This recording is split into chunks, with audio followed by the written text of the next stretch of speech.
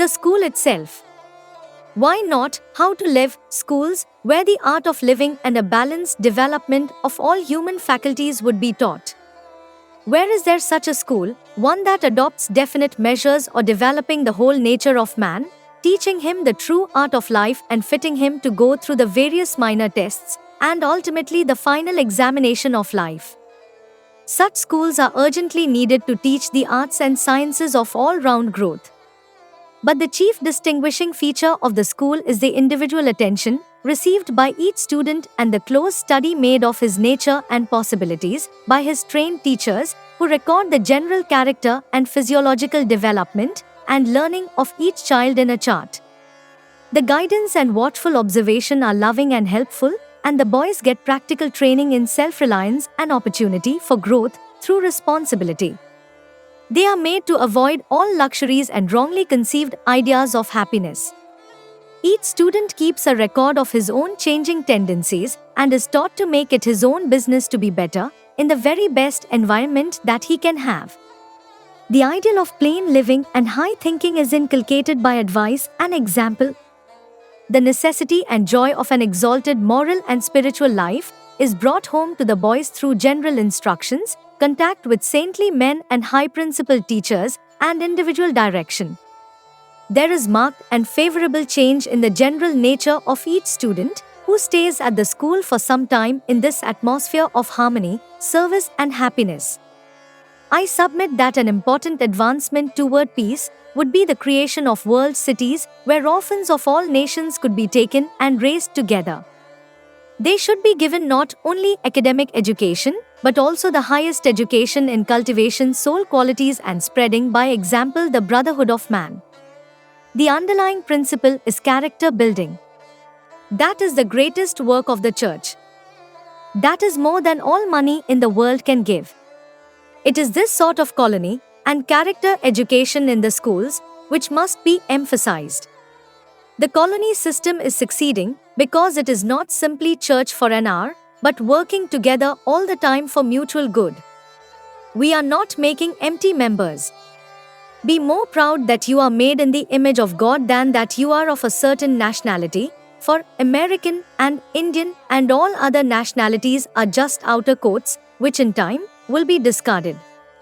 But you are a child of God throughout eternity. Is it not better to teach that idea to your children? It is the only way to peace. Establish the true ideals of peace in the schools and life peace in your own life. Through reaction to our outer environment, from early childhood on, our inner mental environment is formed. This inner mental environment of thought and mental habits, plus tendencies formed in the past, almost automatically guides our actions. All students of self-realization should, therefore, remember that even the environment in which they sleep, as that in which they live, directly or indirectly affects them. It is desirable to sleep in a house with harmonious, good people, as one will thus attract their good characteristics during one's sleep state. That is one way of becoming worthy and noble without much effort of willpower. In the wakeful, conscious state, people learn from and absorb the vibrations of the specific company they contact, through their imagination and conscious will, as well as through their subconscious mind. Environment and company one keeps are of paramount importance all through life, but for a child in its formative years, they are of special importance. Children are born with prenatally acquired tendencies that may be either fostered or suppressed by environment. Habits are formed during the early years of life. Last of all, we must build colonies wherein we can take youths who are 100% willing and give them character education and the opportunity to find happiness, freedom, job, home, and church all in one place, and to produce food for their own use. Ours is not a church in the ordinary sense. We never ask anyone if he is Jew, Gentile, Mohammedan, or Catholic. Willingness and good character are the criterion of acceptance. We don't coax. Education. An educational system that does not present spirit as the central fact of man's existence is offering avidya, false knowledge. Educational authorities deem it impossible to teach spiritual principles in public schools because they confuse them with the varied conflicting religious dogmas. But if they would concentrate on the universal principles of peace, love, service, tolerance, and faith that govern the spiritual life, and devise practical methods of growing such seeds in the fertile soil of the child's mind, then the imaginary difficulty would be dissolved. It is a great mistake to ignore this problem just because it is seemingly difficult. Where is there such a school, one that adopts definite measures for developing the whole nature of man, teaching him the true art of life and fitting him to go through the various minor tests and ultimately the final examination of life?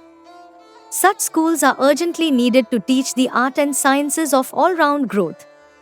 In such a How to Live school, the science of physical, mental, and spiritual development should be taught to children whose minds are still plastic and whose energies are as yet unguided into any definite channel.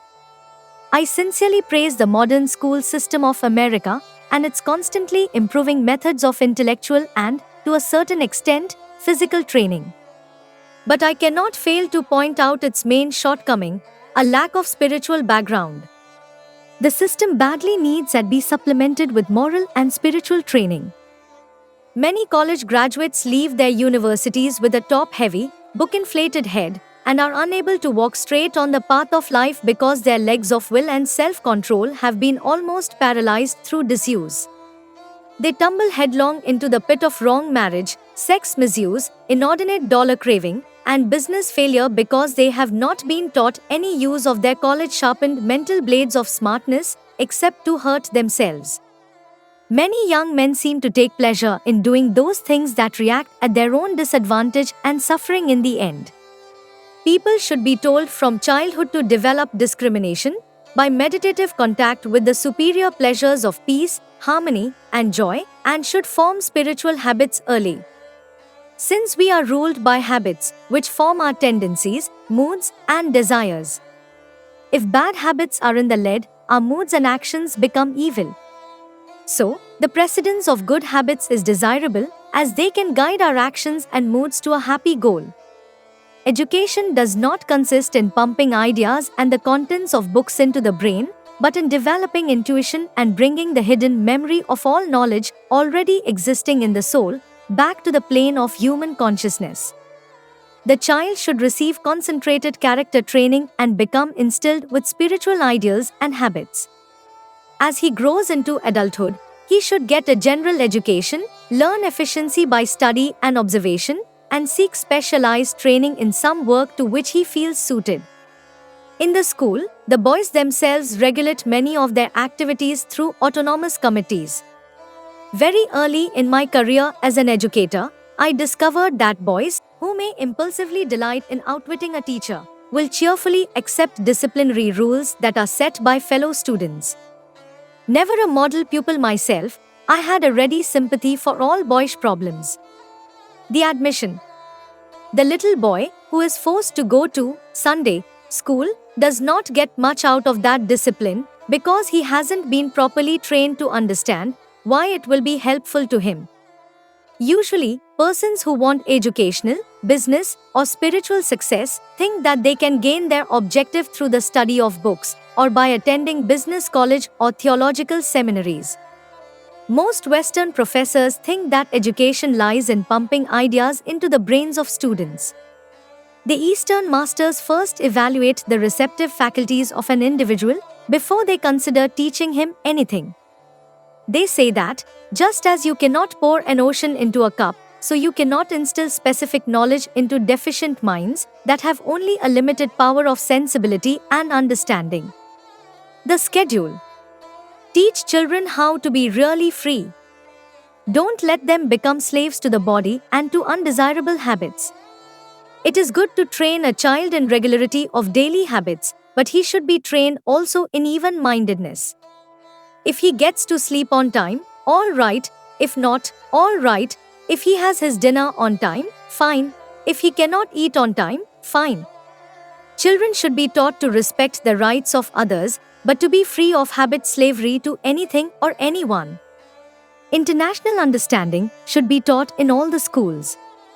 Just as it would be a sin to teach everyone to love your family, it doesn't matter what happens to your country, so it is a sin to teach love of country that militates against your greater world family. When in every school, love of the country is overemphasized, it sows the seeds of misunderstanding and even hatred toward other nations. How dare we spoil children by teaching them the kind of patriotism in which there are seeds of hatred? Unless you love your country, you cannot love the world, but children should be taught also to love other countries as they love their own. That is the principle of God. An excellent practice is to read and tell children stories that will develop in them a sense of morality, faith, right behavior, and love for God. This is the ideal of India. There, the earliest instructions that reach the sensitive and receptive ears of the children are the noble and inspiring stories of the scriptures. The boys daily practice their spiritual exercises, engage in Gita chanting, and are taught by precept and example the virtues of simplicity, self-sacrifice, honor, and truth.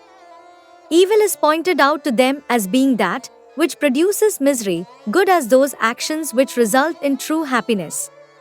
Evil may be compared to poisoned honey, tempting but laden with death. Overcoming restlessness of body and mind by concentration techniques has achieved astonishing results. It is no novelty at Ranchi to see an appealing little figure, aged 9 or 10 years, sitting for an hour or more in unbroken poise, the unwinking gaze directed to the spiritual eye. The art of instruction. Many books and courses of study are prescribed for students in Western schools, but nothing is taught there about concentration and the development of the sixth sense, the intuition. The boy leaving school and college goes out with unassimilated information and tries this and that vocation. Often, after years of experimenting, he wakes up to find that he has been wrong in his choice of a vocation, wrong in his investments, wrong in his religious belief, and wrong in his choice of a life companion. The students are divided in groups not according to age and intellectual progress, but according to individual, moral and spiritual growth, and there is promotion to and degradation from these graded groups by a vote of the students themselves, in accordance with the change in temper and habits of boy. Meditation. The meditation should not be too long because children are restless and their minds are not controlled. It is difficult for them to sit long at one time. Children find it hard to quiet themselves, but as they attain adulthood, they become calmer, and the heart beats less frequently. As a result of practicing these techniques, children should from early life reveal intuition faculties by which they grasp knowledge with extraordinary quickness. Intuition. The usual method of learning by mental conception depends on sense experience and the power of inference, which can only explain the appearance of things.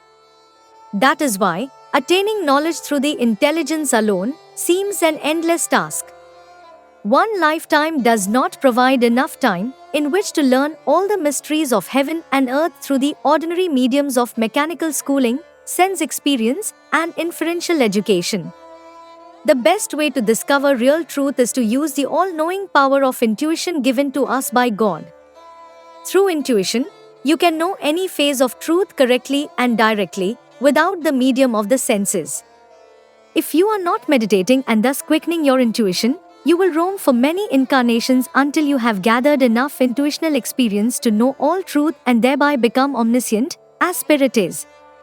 You were created as omniscient as Spirit. You have lost that intuitive power by depending for your knowledge entirely upon your senses and mind. In order to quicken your intuition, you should start learning truth from inner meditative experience and not depend for your knowledge solely upon books and schools. The education of intuition should start in childhood, if possible. Try to give as much assistance to children and younger people as you can in right training methods. Important items in the method are: walk and sit with spine erect. Learn and apply the technique of concentration, thus developing your receptive power of wisdom. Practice daily meditation with calmness and peaceful lovingness and so contact God as joy. Expand your love from self-love on up through family, social, national, international, to divine love in God, wherein you know that God has become everything and that all created things are God vibrations. Curriculum. Much of the classwork is done out of doors. An agricultural course is given and gardening is one of the occupations of the boys. Each group of 2 or 3 children has its own plot of land for gardening, vegetables, etc. Industrial and commercial training is given in tailoring, spinning, bookbinding, canework, modeling, typing, bookkeeping, etc. The boys are taught hygiene, nursing and first aid work. The regular school subjects, such as languages, English, Sanskrit, Hindi, Urdu and Bengali, history, science, mathematics, etc. are taught. There are story classes and other special provisions for the entertainment and instruction of the younger children, and dramatic and debating societies for the older boys. Excursion outings to distant places form part of the regular routine, to encourage love for natural beauty and to accustom the body to bear exertion and fatigue. Depraved thoughts and morbid curiosity in connection with sex impulses should be destroyed in childhood or youth by teaching people all about the true function of sex life. Just as eating is for nutrition and taste, but not for taste alone at the cost of nutritive value, so also the sex impulse was given by nature to create spiritual children and spiritual inspirations, not to be expended by body and mind debilitating sense gratification. After understanding the physiological functions of sex, one should learn how to train the earthbound sex thought and sex energy to create on the spiritual plane. The sex instinct of parents becomes depraved owing to ungoverned prenatal tendencies and ungoverned sex impulses of this life. These uncontrolled impulses are born in children who also had ungoverned sex appetites in their last incarnations. Such children attack specific parents who, like them, have undisciplined sex appetites. Night school. I feel that before 2 persons marry and before they have children, they should be required by law to go to school where they would learn the art of right behavior. When one is spiritually and psychologically educated to know something about human nature and of the art of getting along with others, there is then potential for a happy, harmonious, spiritually progressive family life. The soul flowers in such an enlightened relationship. After a thorough training, the student of such a school should undergo ceaseless introspective examinations throughout life, and the various diplomas one will be health, fame, efficiency, wealth, and happiness.